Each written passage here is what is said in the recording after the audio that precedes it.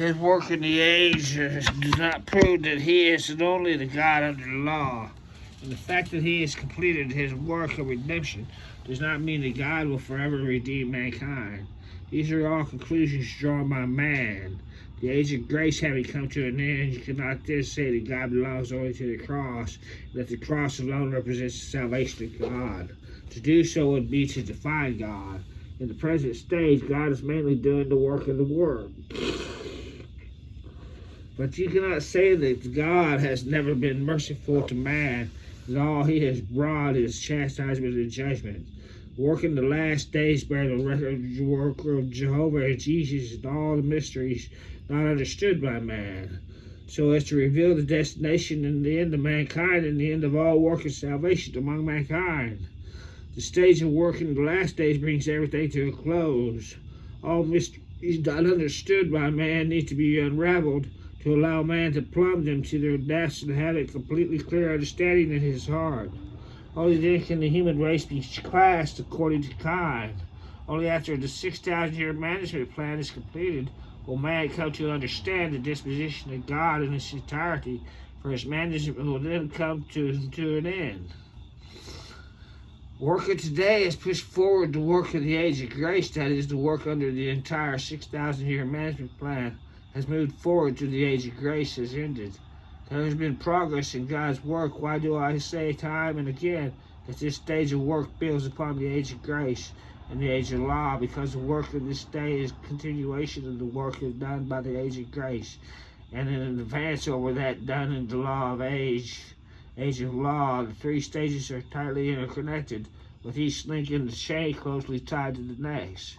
Why do I also say that this stage of work builds on that done by Jesus? Supposing that this stage is not built on the work done by Jesus, another crucifixion would have to take place in this stage, and the redemptive work of previous stage would have been done by all over again. This would be meaningless, and so it is not that the work is completely finished, but that the age has moved forward and the level of work has been raised higher than before. It can be said that this stage of work is built on the foundation of the age of law and upon the rock of Jesus' work. God's work is built stage by stage, and this stage is not a new beginning. Only a combination of the three stages of work may be deemed the 6,000-year management plan. No single stage of the three stages can be held up as the only vision that must be known by all mankind, for the entirety of the work of salvation is the three stages of work. Not a single stage among them, as long as the work of salvation has not been accomplished, the management of God will be unable to come to a complete end. God's being, his disposition, his wisdom are expressed in the entirety of the work of salvation. They are not revealed to man at the very beginning, but have been gradually expressed in the work of salvation. Each stage of the work of salvation expresses part of the disposition of God, and part of his being. Not every stage of work can directly and completely express the entirety of God's being. As such, the work of salvation can only be fully concluded once the three stages of work have been completed, and so man's knowledge of the entirety of God is inseparable from the three stages of work. What man gains from one stage of work is merely a disposition of God that is expressed in a single part of his work. It cannot represent the disposition of being that is expressed in the stage before or after. That is because the work of saving mankind cannot be finished straight away during one period or in one location, but gradually becomes deeper according to the man's level of development at different times and places. We must expand upon the earth our redemptive grace to save. It is the work that is carried out in stages, and it is not completed in a single stage. So God's entire wisdom is crystallized in three stages, rather than in one individual stage, which is like this country. His entire being and his entire wisdom are laid forth in these three stages, and each stage contains his being, and each stage is a record of the wisdom of his work. Man should know the entire disposition of God expressed in these three stages. He says, take over. All this is God's being, is in the utmost importance to all mankind. The people do not have this knowledge, and they worship God when they know no longer different than those who worship Buddha. God's work among men is not hidden from man. Why should it be known to all those who worship God? Since God has carried out in three stages of the work of salvation among man, Man should know the expression of what he has and is during these 3 stages of work, that it must be done by man. God hides from man is that which man is capable of achieving, and that which man should not know. Whereas what God shows man is that which man should know, and that which man should possess. Each of the 3 stages of work is carried out upon the foundation of the previous stage. It is not carried out independently, separate from the work of salvation. But you must die to acquire this. Through these great differences in the age of types of work, that is carried out at the core of the steel of salvation of mankind, and at such stage of the work of salvation is deeper than the last. The entire management of God have already died. The entire management of God is divided into 3 stages, and each stage fitting requirements are made of man. Furthermore, as the ages pass and progress, God's requirements of mankind become even higher. Thus, step by step, this work of God's management reaches its climax until man beholds the fact of the appearance of the words of the flesh. And this is the way of requirements of man become even higher, and do the requirements of man to bear testimony. The more man is capable of truly cooperating with God, the more he glorifies God. Man's cooperation is the testimony that he is required to bear the testimony that he bears the practice of man. Therefore, whether or not God's work can have the due effect, whether or not there can be true testimony, are intricately linked to the cooperation and testimony of man. When the work is finished, which is to say when all God's management has reached its end, man will be required to bear higher testimony. When the work of God reaches its end, the practice of entries of man will reach their zenith. In the past, man was required to comply with the law and commandments, and he was required to be patient and humble. Today, man is required to obey all God's arrangements and possess the supreme love of God, and he is ultimately required to still love God amid tribulation. These 3 stages are requirements that God makes of man, step by step throughout his entire management. Each stage of God's work goes deeper in the last, and in each stage the requirements of man are more profound than the last, and in this way God's entire management gradually takes shape. It is precisely because the requirements of man are ever higher that man's disposition comes ever closer to standards required by God. And only then does the whole mankind begin to gradually depart from the influence of Satan, until when God's work comes to a complete end, the whole of mankind will have been saved from the influence of Satan.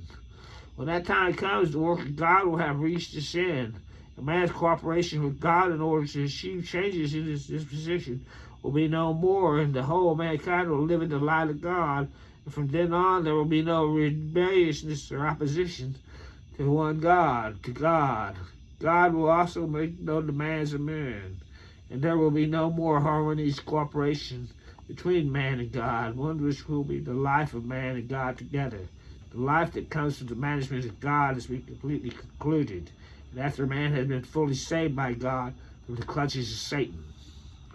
I am the last, I am the one. Such is the management of God to hand mankind over to Satan. A mankind that does not know that God is, what the Creator is, how to worship God, or why is it necessary to submit to God, and allow Satan to corrupt him. Step by step, God then recovers man from the hands of Satan, until man fully worships God and rejects Satan. This is God's management. This may sound like a mythical tale, and it may seem perplexing.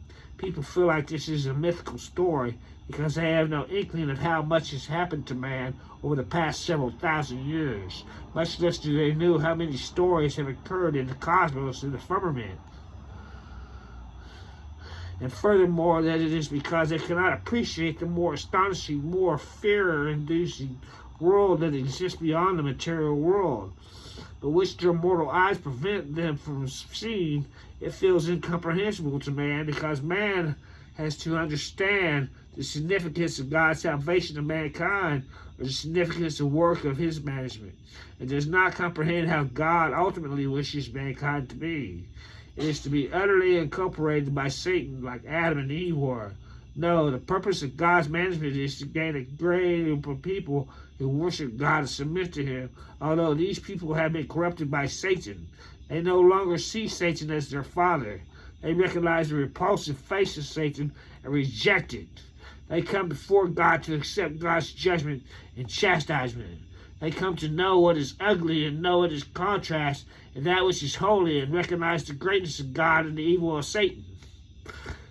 And mankind such as this will no longer work for Satan or worship Satan or enshrine Satan. This is because they are a group of people who have truly been gained by God.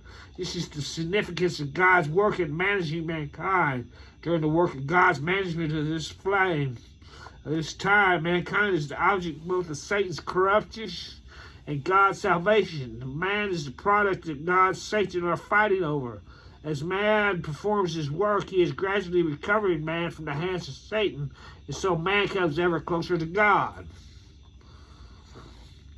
When this entire management of God is nearing its end, God will class all things according to kind. Man has made the hands of the creation, and in the end he must completely return man under his dominion. This is the conception of the three stages of work. The stages of work of the last days and previous two stages of Israel and Judea. The God plans the management in the entire universe. No one can deny this, and it is the fact that God's work, although people have not experienced or witnessed much of this work. The facts are still the facts, and this is undeniable by any man. People who believe in God in every land in the universe with all except the three stages of work.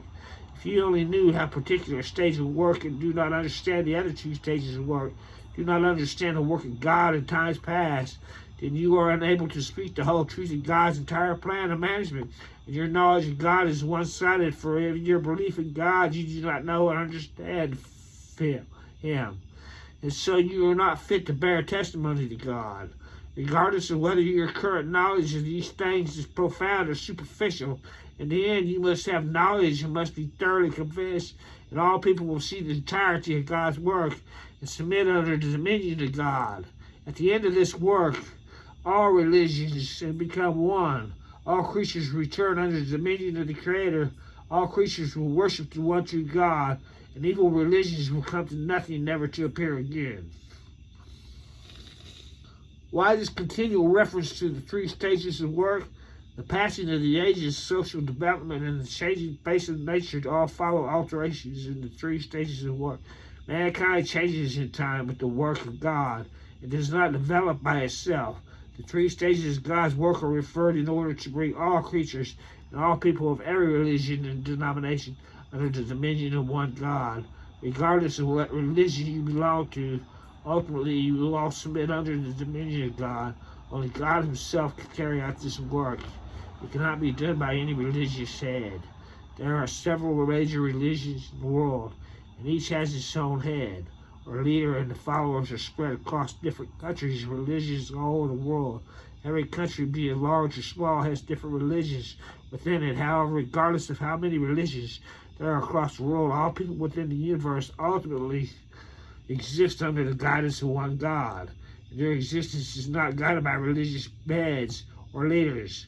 This is to say that mankind is not guided by a particular religious head or leader. Rather, the whole of mankind is led by the Creator, who created the heavens and the earth and all things, and who also created mankind. This is a fact, although the world has several major religions, regardless of how great they are, they all exist under the dominion of the Creator. And none of them exceed the scope of the dominion of the development of mankind's social progress, the development of natural sciences. Each is inseparable from the arrangements of the Creator. And this work is not something that can only be done by given religious heads. Religion heads are merely the leaders of a particular religion, cannot represent God, nor can they represent the one who created the heavens and the earth and all things. Religious heads can lead all those within the entire religion, but they cannot command all creatures beneath the heavens. This is universally acknowledged fact. Religious heads are merely leaders and cannot stand equal to God, the Creator. All things are in the hands of the Creator, and in this end they will all return to the hands of the Creator. Mankind was originally made by God, and regardless of the religion, every person will return under the dominion of God. This is in the Bible. Only God is the most high among all things, and the highest ruler among all creatures must also return under His dominion. No matter how out of status a man, that man cannot take mankind to a suitable destination, and no man is able to class all things according to kind. Jehovah himself created mankind and classed these according to his kind. And within the time will rise, he will still do his own work himself, classing all things according to his kind. This work cannot be done by any part from God.